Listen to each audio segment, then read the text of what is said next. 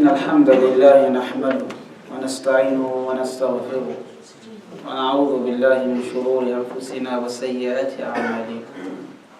من يهده الله فلا مضل له ومن يضلل فلا هادي له، وأشهد أن لا إله إلا الله وحده لا شريك له، وأشهد أن محمدا عبده ورسوله. وبعد، يا أيها الذين آمنوا اتقوا الله حق تقاته ولا تموتن إلا وأنتم مسلمون. يا أيها الناس اتقوا ربكم الذي خلقكم من نفس واحدة وخلق منها زوجها وبث منهما رجالا كثيرا ونساء، واتقوا الله الذي تساءلون به والأرحام إن الله كان عليكم رقيبا. يا أيها الذين آمنوا اتقوا الله وقولوا قولا سديدا يصلح لكم أعمالكم ويغفر لكم ذنوبكم، ومن يطع الله ورسوله فقد فاز فوزا عظيما. As we promised, here we are on our second installment of building your legacy through effective parent-child relations. We promised that in the beginning we would go over some references of parent-child relations in the Quran al-Azim. We have mentioned a few in last week's lecture, and here we're going to mention some more. Allah said about Nuh alayhi salam, when he had gotten onto the ship, وَهِيَ تَجْرِي بِهِمْ فِي مَوْجٍ كَالْجِبَالِ. The mountains were sailing on those the ship was sailing on waves like mountains in size. وَنَادَى نُوحٌ ابْنَهُ وَكَانَ فِي مَعْزِلٍ. Nuh called out to his son, and his son before that had been away from everyone. قَالَ يَا بُنَيَّ ارْكَبْ مَعَنَا وَلَا تَكُنْ مَعَ الْكَافِرِينَ. Even in this moment he said, my dear son, get on board with us and don't be with the disbelievers.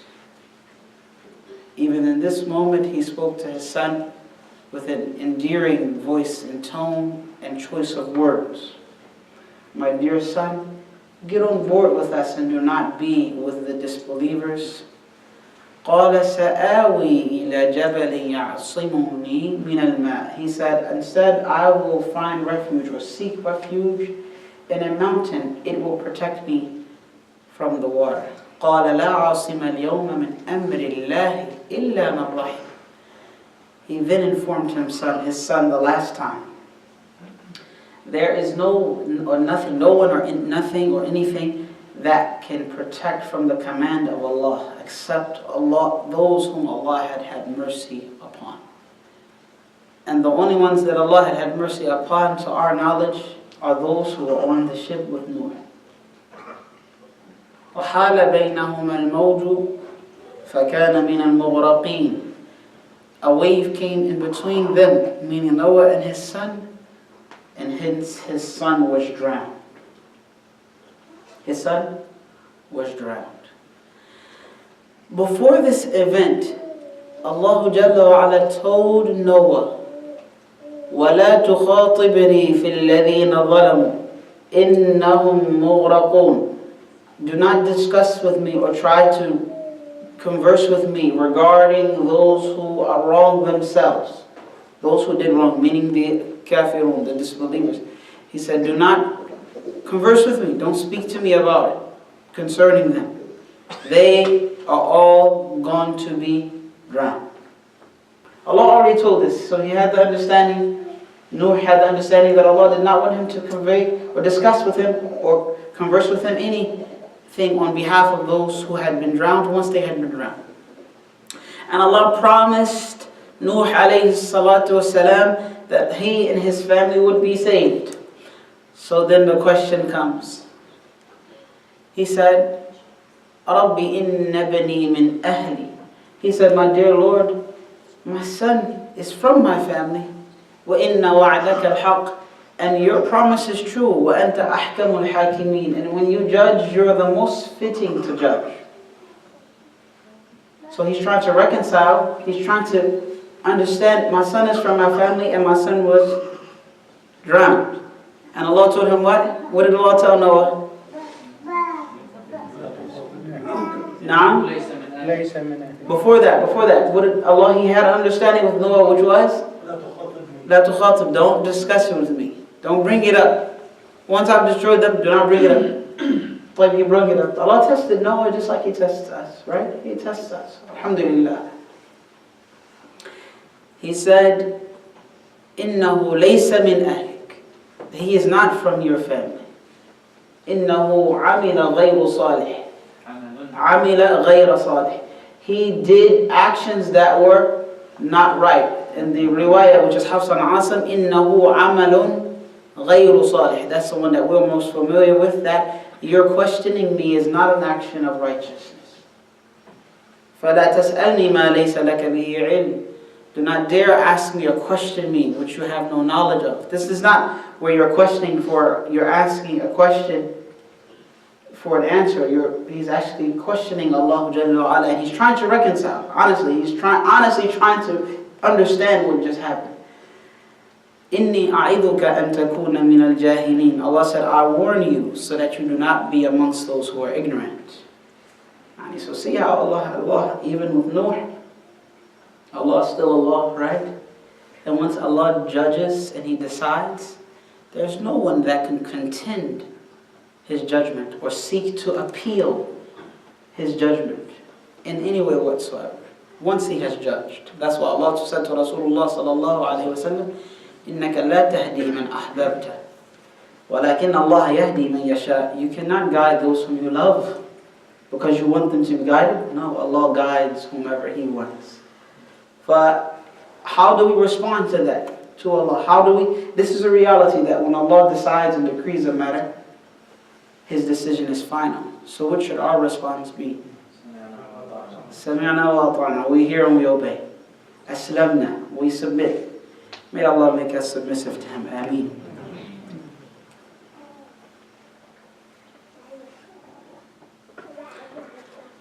Allah Jalla wa Ala said in Surah Al-Isra, which is Surah number 17, verses 23 and 24, وَقَضَى رَبُّكَ أَلَّا تَعْبُدُوا إِلَّا إِيَّهُ. Your Lord has decreed that you will worship none but Him. وَبِالْوَالِدَيْنِ إِحْسَانًا.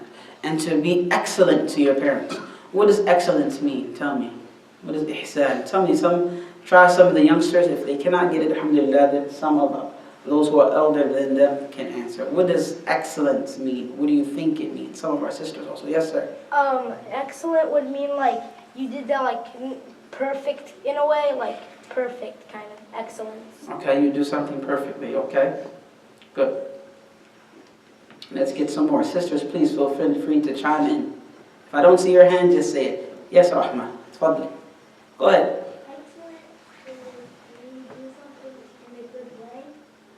Good. When you do something in a good way. So our brother said perfect. She said in a good way. More. Let me get some more answers. Tayyib, that's coming. Don't say oof to them. That's coming. What is excellence itself? Just separate excellence out of the ayah. Now. When you say that again, it might be. I mean, all of these are beautiful answers. Go ahead. Exceed the fullest. Good. He said when you exceed the fullest, which is kind of where I wanted the answer to be, is when you exceed or excel in what had been given to you. And even where you were not given or granted, you still excel. Excellence is just that, to excel. That someone did good to you, so you excel them in their good. So Allah said, not mukafa'ah, not to repay your parents. He said, be excellent to them. Which you can imagine would be extremely difficult, right? Don't you think it's difficult to excel your parents in how they treated you? I think it's really difficult. Think about it. You probably didn't realize it until you became parents. You realize that, waking up, feeding the child, headaches, and taking the child to the doctors, and dealing with it, and then, want to play, and all of those things are difficult. And as they are difficult for you, or were difficult for you when your children were younger, they were also difficult for your parents. So Allah tells you to excel them. Reminds me of a man who carried his mother on his back for Hajj. And he came from wherever he had come from. And then while he was making tawaf, or after, he found Ibn Umar radiyallahu ta'ala anhuma. And he said, do you think that I have repaid her, Ya Ibn Umar? What do you think his answer was? Yes or no? No. Why do you think?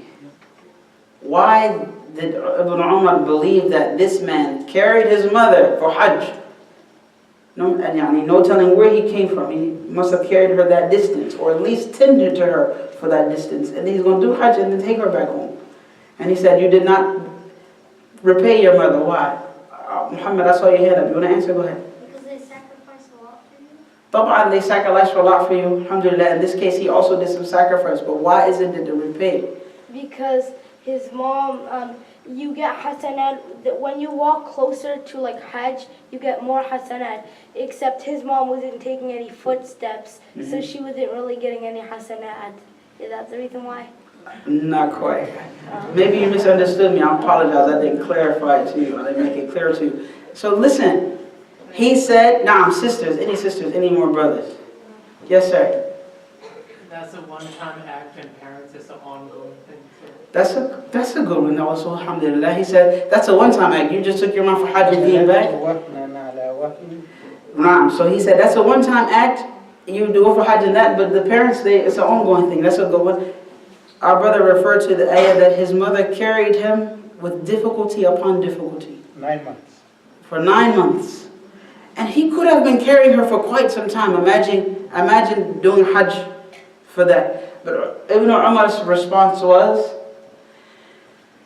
she carried you, but she did not want to be separate from you. And you carry her, but you cannot wait to put her down. See? And our sisters can relate to that. They remember when the baby's kicking in the butt. They don't want, it's an extremely tight bond between mom and that baby in the stomach. It's kicking, it's moving, even when it hurts. She's such in love with this being that's growing inside of her. It's growing inside of her. You get what I'm saying? The attachment, she doesn't want to let the baby go. She knows she has to. She's ready to move on to the next phase. She's probably even afraid of it. But that bond, she doesn't want to be without it. So Ibn Umar said, she carried you and she didn't want to be separated from you while you look forward to putting her down. That's the difference. Allahu Akbar. Allahu Akbar. Tayyib. Inshallah, tonight we are going to discuss the family unit to some detail. I'm going to, inshallah, be requesting that you all answer some questions and partake in this discussion. Jazakumullah khairan. The family unit. The typical family unit in America consists of a mother and a father and 2 children. That's the typical, mom and dad, 2 children, and build a white picket fence around the house. That's the American dream, 1 or 2 cars. Whereas in the East, tell me, in the eastern part of the world, what does the family usually consist of? Yes. A lot of children. A lot of children, okay, there you go. That's one of them, yes. Yes, Muhammad. The grandmother and the grandfather and the aunts and uncles. Exactly, grandma, grandfather, aunts, uncle, yes. I think back home it follows a pattern of an extended family versus a nuclear family in America. Great. She suggested that it falls, or there's more of an extended family back home as opposed to a nuclear family or a isolated family in America. Good job. What else? Any other suggestions? Yes, sir. Cousins? Cousins. Yeah, yes. Kids love cousins, right? Yes, sir. Uncles. Aunts. Aunts. There you go. As one of our sisters said. Now, more? So there you go. That's mainly the difference. That not only do you have extended family overseas, but you have the neighbors, right? You have the neighbors too. That's an extended family because everybody knows each other. Small towns, you're just as much as your neighbor's child as you are your parents' child. You remember, you eat there, you sleep there, you play with the kids, you trade clothes or wear your neighbor's clothes, the kids' clothes over there. I mean, that's how they behave as if siblings. That's a huge difference.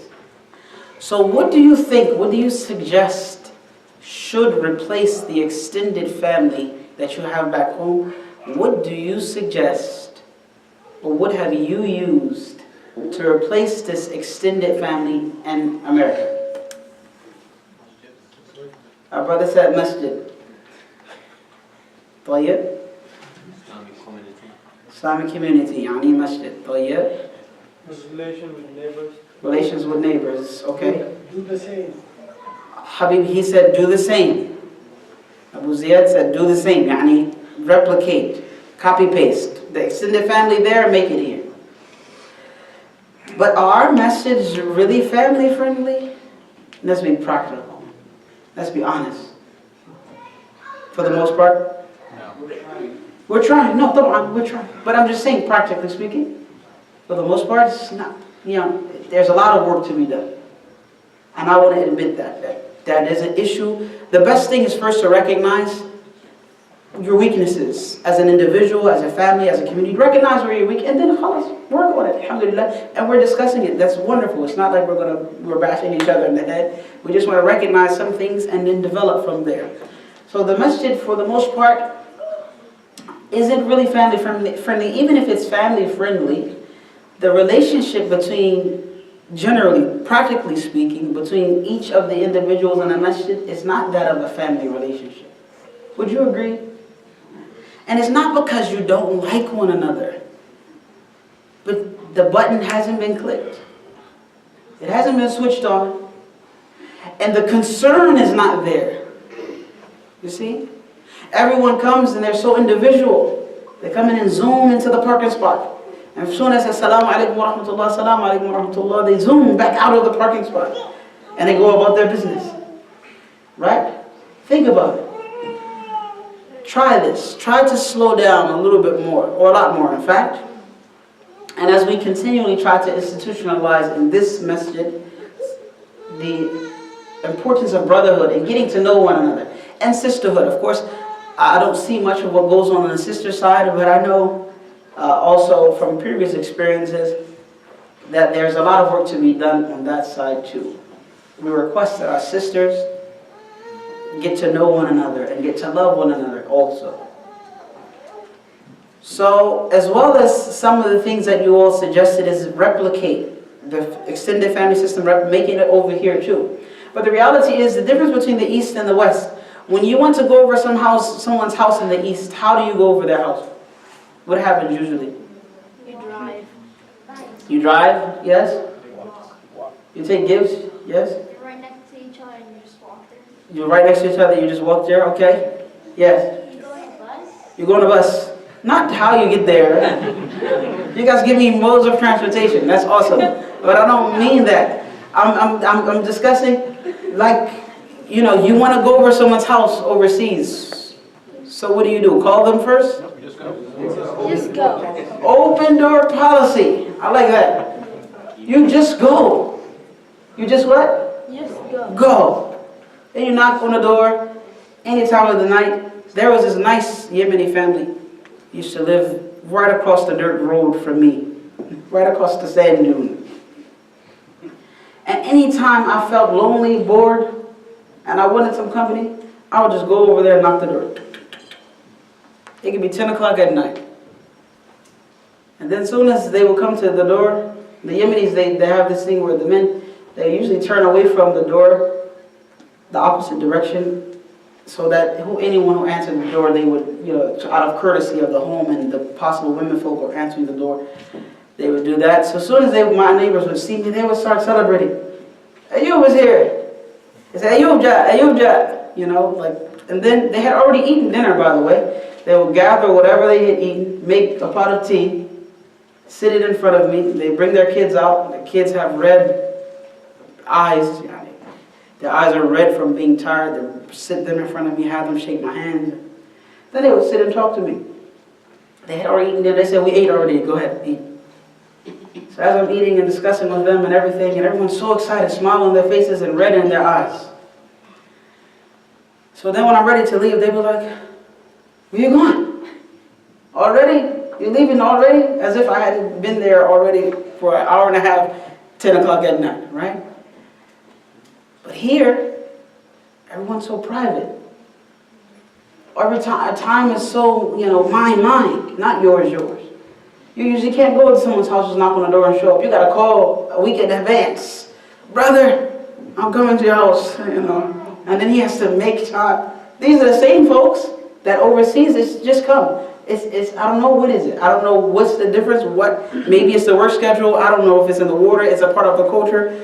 But it would be nice if you could just show up at someone's house and that you're welcome in anyone's house and that your kids play with each other.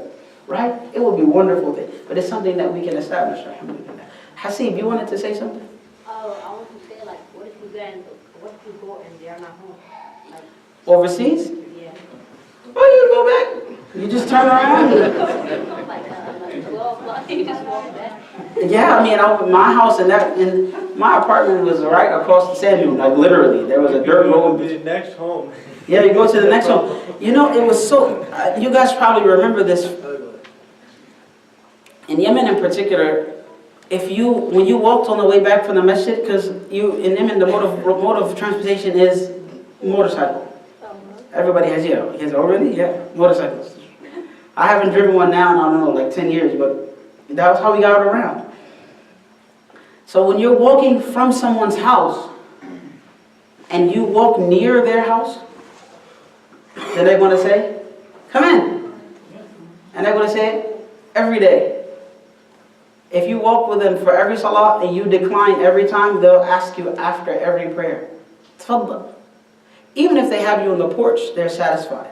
If they can get you in the house, they're really satisfied. If they can get you inside the living room, they're excited. They're going to give you some tea or some juice, put some bukhor on, and just sit and talk with you. I never met a group of people like that.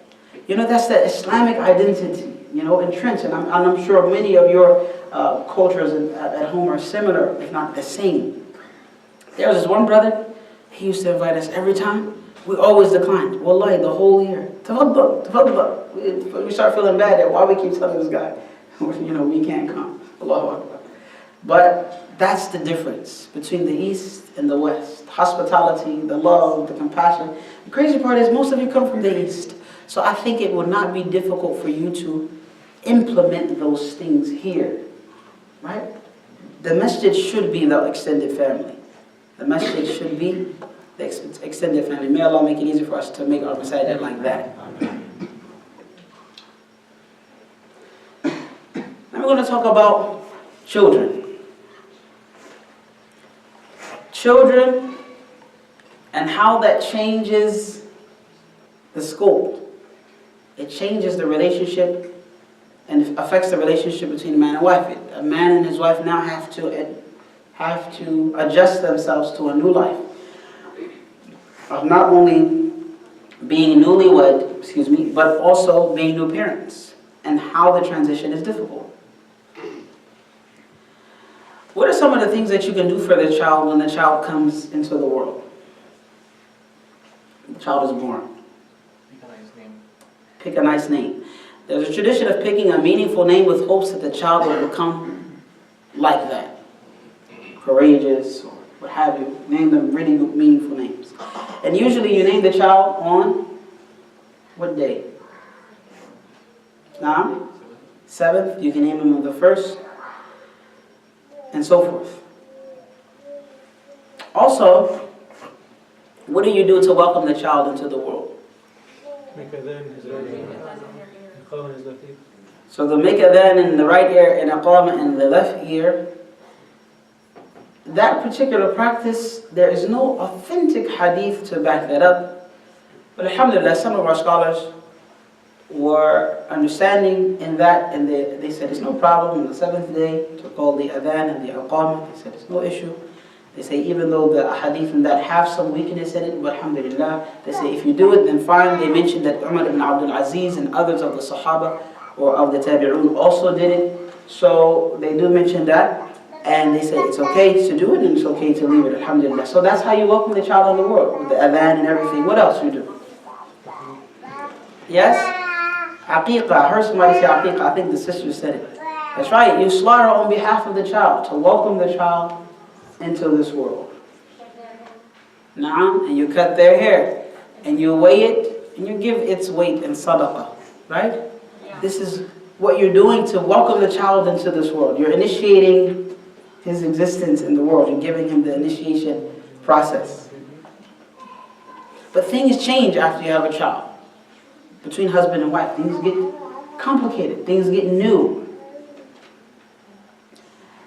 You've probably noticed, fathers, that wives are generally more exhausted, preoccupied, more stressed, and less available. Things become complicated, particularly heavy on the wife. And you probably notice that you sleep through the night while she wakes up at every single moan and groan of the child. You've noticed that, right? Every little, she's up. And you sleep like a baby and she wants to hit you with a pan over the top of your head. She's mad that you're having such a good sleep. You'll also notice that parents have to sacrifice a lot more and more on behalf of the child. So sometimes they have to sacrifice their own comfort and their own pleasures and their own time with one another, husband and wife. They have to sacrifice that now on behalf of the child. Kids, do you actually know that you have interrupted, especially the teenagers, some of our kids who are quite often, I've seen that are quite often unappreciative of their parents.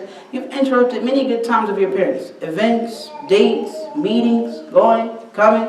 Interrupted these things. Crying and screaming and hollering. First thing they do is get you some food, take some of the clothes off, comfort you, pat you, jump, shake you up and down, all of that comfort. And then you become 17, or excuse me, before that, you become 14, 15 years old and your mother calls you and you say in response, "What do you want?" Can you believe it? Where's that child that was here? He's not here today. Kid, he did it to his mom last night. We were having, letting them play and stuff like that, and his mother was at the distance. And I noticed that she wanted someone, and he looked closest to her. So I called his name and I said, "Your mother's there." As soon as he turned around, you know what he did? "Shoo!" Like this. "What you want?" he said to his mom. And I said, oh, it was like, man, that was like he said that to my mom. I was like, what? I couldn't believe it. So he kept doing it. I said, "Boy." I slapped him right across his chest. I said, "Boy, how dare you do?" And his mom was like, "Yeah, give him another one." So then he kept, yeah, you know what I mean? So then, what happened? So he kept getting closer to his mom. So he kept doing this. I kept hitting his hand. Every time he lifted it up. "How dare you?" He said, "Mom, da, da, da." I said, "Boy," I was ready to rip him into pieces. I couldn't believe it. I could not believe it. That's how he behaved with his mom. He couldn't even have a nice conversation. Brother, we gotta stand like this in front of our parents. You better not move your shoulder, because you might not have one. She'll knock it off and put it in the other room. That's how we were raised. And I get amazed at how the kids have the audacity to behave like this with their parents, especially their mothers. Well, I don't know what's going to happen. We ask that Allah guide us and our children. But children, please remember the sacrifices that your parents have gone through and still go through so that you can have quality life. And you dare even make oof at them. Right? As the ayah continued and saying that Allah told us to do ihsan to our parents, excellent to our parents, and He said, whether one of them or both of them reach old age while with you, then do not say as much as oof to them. If your parents reach old age while with you, means that you should have a close relationship also. A scholar said, while with you means there should be musahaba, not at a distance. If you can help it, keep your parents close to you at all times.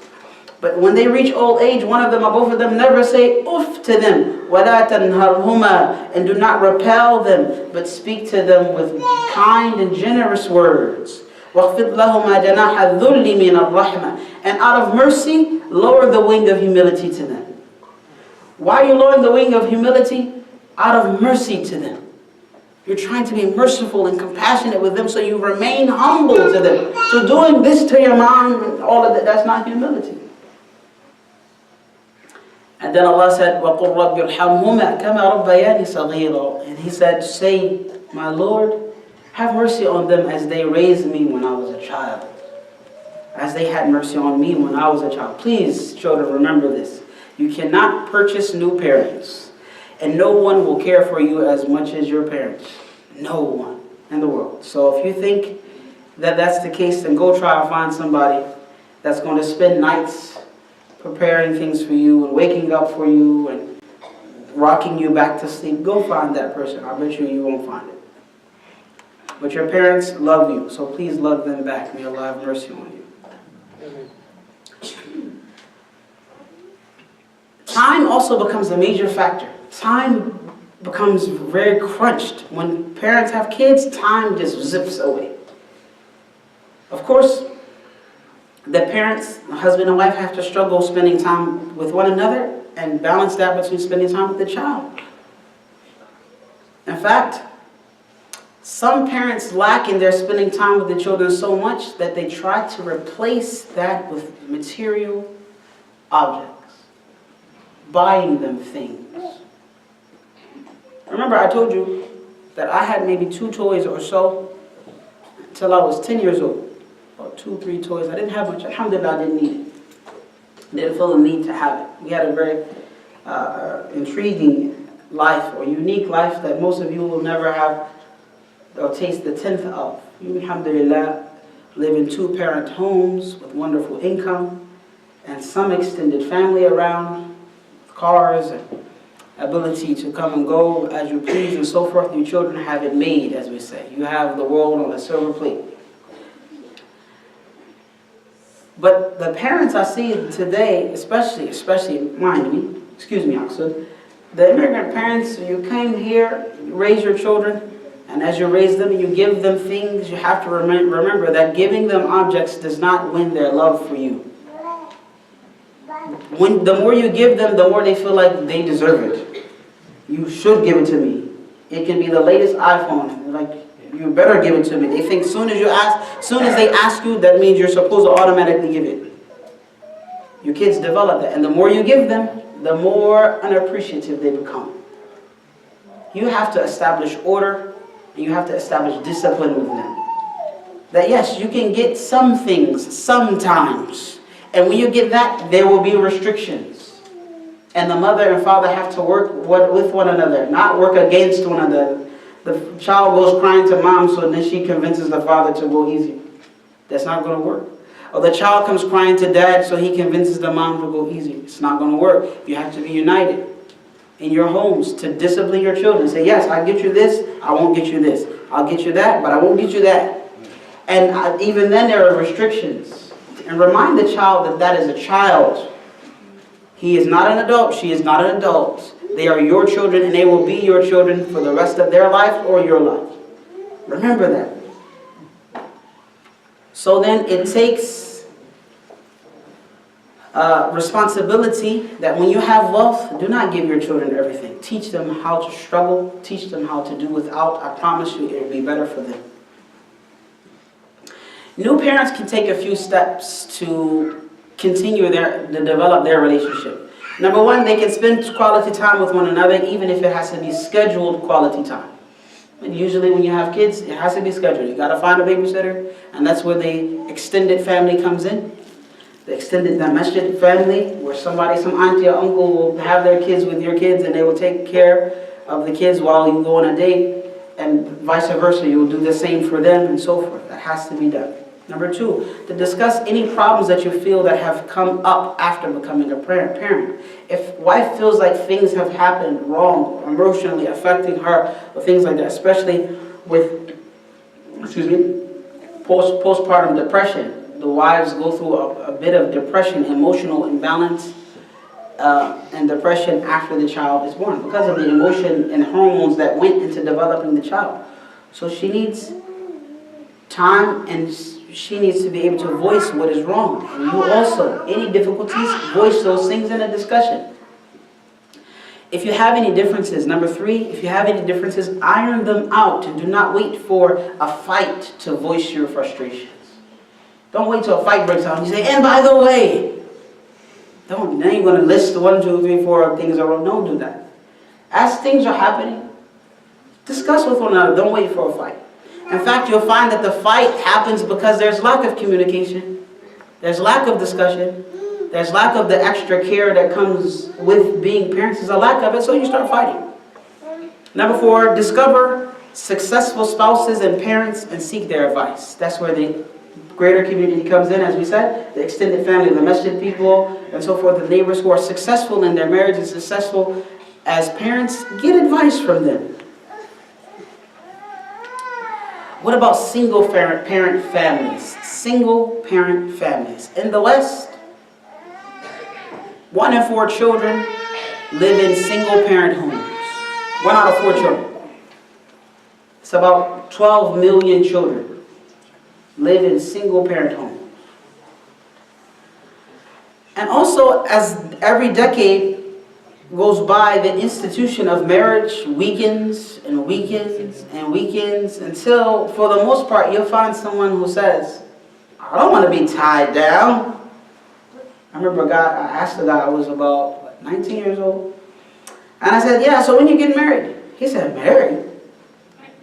Married? I don't want to be tied down. Meaning he doesn't want to be committed to someone where he has to now mend his ways or stop doing some of the things that he shouldn't be doing. He doesn't want to do that. The discipline is not there. The lack of discipline is obvious in our society. There's a lack of discipline in our society. And people don't want to live by conduct, or proper conduct, I should say. And that's where we come in. We have to at least be able to protect our communities with proper conduct and etiquette and proper upbringing and proper discipline. And then inshallah we can influence people. They're going to say, wow, look how awesome the Muslims are. Look how honorable their kids are. Look how respectful their children are. They will be able to see these things in the Muslims. They're going to say, at least I want to be with them. And then some of them will say, I want to accept their religion too. I see how wonderful Islam is doing for them. But there's a big contrast between that idea and what is really happening to us. For the most part, we're letting the reins go. You know, you're driving the horse, we're letting the reins go. We have a loose grip on our reins and on our deen. Loose grip. The grip is there, but very loosely. We have to take it back, and we have to use Islam for our betterment to help develop us and our existence in the West and in the East. We have to use Islam. May Allah make it easier for us. Some of the negative impacts of single-parent homes. How do you think single-parent homes negatively impact some of the children in those homes? Give me some ideas. Yes? Again? Again? Sisters, feel free to comment. Yes, ma'am. Loneliness, yes. For the single parent, the parent can be lonely, also the child. Yes, sir. Insecurities, lack of security. In fact, most of the single parent homes lack the stability and security for the women folk and the children. Lack means there's not enough of it, right? When there's not enough milk left in the carton and you want some more, when you want to drink some milk, you have to get more milk, right? That's what lack of means. Thank you. There's not enough protection for the children, in particular, also the women folk. They say that girls who grow up missing one of their parents are more likely to be active with the opposite gender before marriage. More likely to be than those who are not. Typically, more crimes are committed by high school students from broken families. You can imagine all of the stress of not having that other parent or feeling abandoned by that other parent. You go to school with a frown on your face and a chip on your shoulder, and the world is a problem, right? As well as some communities experience more crime from single-parent homes than double-parent homes. Some communities do. So single parenting is a tough job, but it must be done. And it's a reality, especially for us in the West. So as a community, as the extended family, we have to reach out to those single parents, whether they be males or females. Reach out to them and provide the support that they need. Because Allah said, وَالْمُؤْمِنُونَ وَالْمُؤْمِنَاتُ بَعْضُهُمْ أَوْلِيَاءُ بَعْضٍ. Allah said the believing men and women are protectors for one another. We are what? For one another? Protectors. We're supposed to be there for one another to the best of our ability. Let's give some tips for single parents. Number 1, remain strong and steadfast. Why should you remain strong and steadfast? Why should you remain perseverant and patient as a single parent? Who knows? Because if the child sees you break, then they will be unstable. They will be afraid. They will be worried. So a single parent in particular has to remain strong and steadfast and not break in front of the children to the best of their ability. That's why, as we said, the greater community comes in. Number 2, a single parent has to play both roles. If it's a mother, she has to give the care and concern of the mother and the discipline of the father. If it's a father, he has to try to administer care and love and affection with the discipline of a father as well. So it's difficult. They must also keep a high self-esteem as a part of the character of the child. Teach the child to have a high self-esteem, that they can be as good as any two-parent family or two-parent child. Number 4, they have to maintain excellent communication with their children, just as double parents or two-parent homes have to. Number 5, they have to keep a decent network of friends that can help you raise your children. In this case, we have the Muslim Ummah. We have to keep a decent network of friends and helpers that will help us raise our children. Number 6, single parents have to actually have more fun days with their children to develop and strengthen their bond. Number 7, single parents have to encourage their children to partake in some decision-making and problem-solving. Because you want the child to mature, right? So you have to help them partake in some decision-making and problem-solving. Some of the decisions help them partake in it, helping them also reach a conclusion about a particular problem. Number 8, in case of divorce, neither of the parents should force the child to take sides. Well, now you're saying, mother is saying, no, take my side, not your father. And father is saying, no, take my side, not your mother. Nor should they revile one another, nor should they speak ill of one another in the presence of the child. Because it's still the responsibility of the child to maintain respect for both parents. And if any of them commands him or her to do a single thing, they must respond. So if you teach your child to hate their mother or father, then that's going to be difficult for them to uphold. So you should not speak ill of one another in the presence of the child. Number 9, remain optimistic and never give up. With Allah's help, you can raise a child as a single parent just as good as anyone that has two parents. Never lose hope. Our brothers and sisters, and of course it's many more of our sisters that are dealing with single parenthood than our brothers. Please, brothers, be aware of that and try your best to help out. Even if through your wife, you help out the sister and so forth, what you can do for their children, bring them out with your children. It's a responsibility.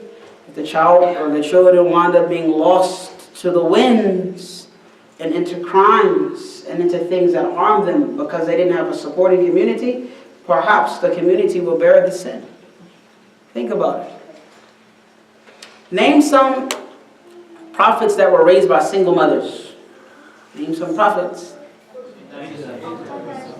Not all at once. Good job. Yes? Sisters first. Yes. Prophet Muhammad sallallahu alayhi wa sallam, his mother was single. Her husband had died. Of course, he lived with Halima Sa'diyah for 2 years, then 2 more, that's 4. But under the instruction of his mother and the patience of his mother, he lived with Halima Sa'diyah radiyallahu ta'ala anha, and then he lived with his mother for 2 years. So you can bet that she had an effect on his life. Yes, who else? Would Prophet Adam alayhi salam count because he had never parents to start with? And that's a good idea. Because Allah made him first, he had no parents at all. Good job. So here we're the question. No, because the question is single mothers. Oh. She had to at least have a mother to qualify for this. You got me? Yes. Yes, ma'am. Isa, Jesus, was raised by a single mother. One of the best women to ever be created for the service of Allah. Right? He was raised by that single mother. And of course, alhamdulillah, she raised him until he went to the heavens, right? So think about that, Maryam, and Allah struck an example for all of the believers. He used Maryam as an example for the believers. All of us, right? So think about that. And those who say that Islam is a womanizing religion, Islam puts women down, come on. Allah told us that we should follow the example of Mary in the Quran. That everybody should follow her example. Allahu Akbar. Yes, sir. How about Sayyidina Musa? Musa alayhi salam. His mother received that ilham, that inclination to put that baby into the basket and to put him out whenever she felt afraid. Right?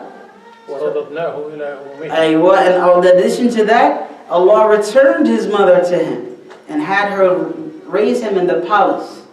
Right? Allahu Akbar. Think about that, how strong, all of these strong men come from strong women now, brothers. Right? All of this, so sisters, I know you guys feel, alhamdulillah, encouraged about yourselves and you don't have any of these issues, but we need to realize it, that these strong men came from women. If I am a strong man, then it's only because of my mother. And of course, after Allah subhanahu wa ta'ala's help, and the deen of Islam furthered my strength if I am a strong man. Yes, sir. Prophet Yusuf. Prophet Yusuf, no. He had both parents at home. Good try. There's one more. Naam, yes. Prophet Ismail. Prophet Ismail, alayhi salam. Right? Hajar raised him, single mother. Wonderful individuals. They had single mothers and they raised wonderful boys. Right? So our sisters who have been tested with being single mothers at this moment, don't give up hope. Allah subhanahu wa ta'ala will allow you to raise wonderful children as those wonderful women raised children, raised prophets, in fact. So then, inshallah, we'll open up the floor for a couple minutes for questions and answers. You all understand the importance of the family unit, that the family unit is a microscopic version of the whole society. If the family units can work together for their own benefit and for their proper upbringing and for their proper discipline and character, then that will affect all of the society. But as the families are broken and destroyed, then the society caves in on itself and it caves into chaos. We have to remember that. And we are here in America, so we have to do something on behalf of our nation and on behalf of the people we live with. And if that means making strong families, then that's what it means. Let us make strong communities and strong families and be an example for people to follow. Did you notice that when you go out to the countryside, where people have less electricity and less technology, when you go out there, you don't see any police cars. Have you noticed that? I want you to travel for 2 hours and go to a countryside and see where you can find police. It's not very much crime that goes on there, because families are stronger for the most part in those areas. May Allah make it easy for us to strengthen our families. Any questions, comments, concerns, reservations? Yes, sir. Alaykum salam. We spoke so much about parents and children. Yes, sir. This time I'm going to take the side of children because parents are not doing what they're supposed to do, but exceeding demand from the children. But doing what again? But the parents, they are asking children to do what they themselves they don't do. Okay. I'm going to give you an example. Mm-hmm. On the conference, we went somewhere, and it was about parents and children. 11 years old girl, she got up and she said, we're not going to do what they tell us to do. When she was asked to say, we will do what we see them do. They don't pray, they ask the child to pray. That's right. You know what I mean? That's right. If you want to raise a good child, you have to be example first yourself. Alhamdulillah. That's a good point, Brother Bushra. He made that we can't have a high expectation of the child or expect from the child what we do not practice. And that's why you find all of these women in particular, Ismail's mother, Hajar, Moses' mother, and Jesus' mother, they were practicing mothers. They were righteous. They were chosen by Allah subhanahu wa ta'ala. And then they imparted that its personality on the children. Think about that. If our parents, it's like the Sunday school syndrome. You come, you bring your kids for Sunday school, you drop them off, you don't ask them what they learn. You don't follow up on what they learned. You don't ask them to practice what they learned. And sometimes some of our parents would sit outside and wait for the kids to pray Dhuhr and come out to the car, and they would then take them away. It became a cheap babysitting service. That's a disaster.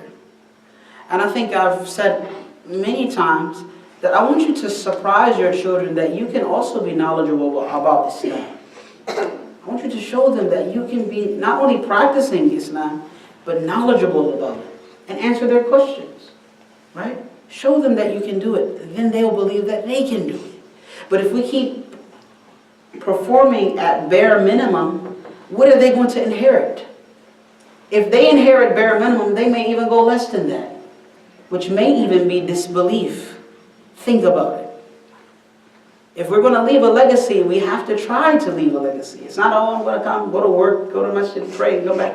We have to try to leave a legacy. And that might start with making an intention to raise righteous children that will be guides for others. Just make an intention. I intend that I will do it. And be it sincere, and Allah will guide you to every way to do that. Alhamdulillah, I promise you. And Allah promised us in the Quran. So our brother's point was very important, that sometimes we get on the kids, but we also have to remind the parents. And that's what this is for. This is a lecture series for parents and children to remind them of their potential and hopefully how they can reach it. Yes, sir? How do you make the masjid more friendly? How do you make the masjid more friendly? When Okay. some brothers and sisters don't smile at you Okay, good. Okay, that's fine. or greet you. Or greet you. Okay. طيب. How do you make the masajid more friendly? Love. With love. You won't love people you don't know. For those people who will be watching this recording, in our masjid we do at least once a week. We do once a week introductions. Instead of doing the reminder after Isha, we ask people to get up and introduce themselves. I beg brothers before I say, brother, please, just 2 minutes, brother, just 2 minutes. Just spend 2 minutes, who you are, what's your name, where you're from, what you do for a living, what are your hobbies, and how many kids you have, and stuff like that. And I beg them, please, brother, please, brother. Some brothers say, no, I can't do it. I can't dare get up there, and so forth. But eventually they come around to it, and some of them still like, no, brother. One brother said, halaftuka billah. He said, basically like, I'm going to bind you by swearing by Allah, please don't make me do it, he said. Allah, I said, brother, yeah, what are you talking about? It's just so people can know you. Yeah. Alhamdulillah, maybe he's that shy. May Allah preserve him and us. Erase the borders in your hearts. Erase the concept of your nationality. Why am I saying it? Why am I going to the extent to say erase it? Because it hasn't done any benefit for us. And your concept of being from a particular nation and that affecting how you behave with others has done nothing but destroy. And has done nothing but ostracize or consider people to be disconnected from you or isolated from you. Another thing is, if you have a language that you prefer and you're speaking to someone and someone who is around that doesn't speak that language, please be conscious not to speak that language. Be conscious to speak the general language. In this case, it would be English. Be conscious of it. And inshallah, I'll remind myself to do the same. Be conscious of that. Include people. Actually, when somebody comes in, my sister or my brother, when somebody comes into the masjid and you haven't seen them before, make it your business to go shake their hands. Smile on their faces and ask them what their name is and tell them who you are. Right? Now, we have to do this, especially our elders. You see our brothers that are sitting in the chair, some of our sisters that are sitting in the chair. Sons, get the chair and put it, daughters, put the chair for them. Go out of your way, especially you see somebody with a little gray in their face or in their hair, or our sisters who are elder in age. Our younger sister, go shake their hands and give them a hug. They spent all this time raising and building a community for you to happily and nicely sit in comfortably. Go out of your way on the behalf of your elders. These are a lot of things that we can do, but we have to be ready for it. My children, I will also request you, if an adult asks you to do something, do it. If an adult says to you, come to pray, come to pray. If an adult tells you to hurry up, make wudu, and come to pray, make wudu properly, of course. But don't lag around, drag your feet, and you know they're waiting for you to get to the saf. Think about it. These are things that we all can do with love of one another, get to know one another, visiting one another, bringing our kids to see one another. We can make it. I'm sure that, and I know for certain that some Muslim communities have succeeded and they have made milestones in developing a family community. We can do the same thing here. So, inshallah, if you find someone that you have not said salam to before after Isha, go out of your way and say salam to them. If they are different skin complexion to you, go out of your way and say salam to them. You may have subconsciously bias inside of you that you didn't recognize, you don't realize. So bias means you feel some way about someone with no evidence, with no need to feel that way, because of their skin complexion or because of their accent or because of their age. But go out of your way and meet that person and smile at them. And I'm sure, as Rasulullah sallallahu alaihi wasallam promised us, that we will be given good deeds for it, as Allah Jalla wa Ala also promised us. It looks like that's all we have time for. We ask that Allah subhanahu wa ta'ala bless us in what He has given us. Help us to be great and monumental Muslims. We ask that Allah subhanahu wa ta'ala help us to understand the basics of this religion and help us to use this deen to further positivity in our society and in our families and in our homes. And anything that I have said that is correct, then that is from Allah subhanahu wa ta'ala alone. And anything that I've said that is incorrect, then I apologize for that. That is from me and Satan. May Allah save us from shaitan al-rajim. Wa sallallahu wa sallam ala nabiyyina Muhammadin wa alihi. Alhamdulillah Rabbil Alameen.